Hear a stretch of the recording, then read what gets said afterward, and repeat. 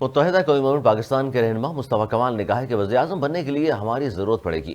ہم آئینی ترامیم کے علاوہ کسی بات پر نہیں مانیں گے. ایم کیو ایم وزیراعظم کے امیدوار کو اپنے ووٹ 3 آئینی بنیادی ترامیم کے عوض دے گی.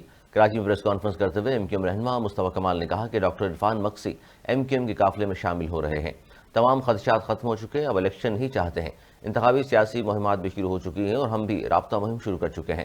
مصطفیٰ کمال نے کہا کہ کراچی پاکستان کا ریونیو انجن یہ توا برباد ہو رہا ہے.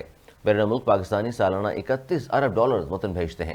بھارت کے 10 لوگ دنیا بھر کی کمپنیوں سے سی اوز ہیں. بھارت نے لوگوں کو پڑھایا، لکھایا اور ہنر دیا. انہوں نے کہا کہ ہمارے آئی ٹی ایکسپورٹ 3.2 ارب جبکہ بھارت کی 70 ارب ڈالر ہے.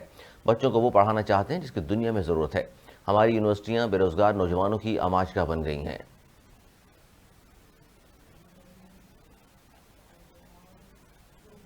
نیوز اسٹوڈیو سے فی الوقت اتنا ہی. مزید نیوز اپڈیٹس کے لیے دیکھتے رہیے اردو نیوز نیٹ ورک.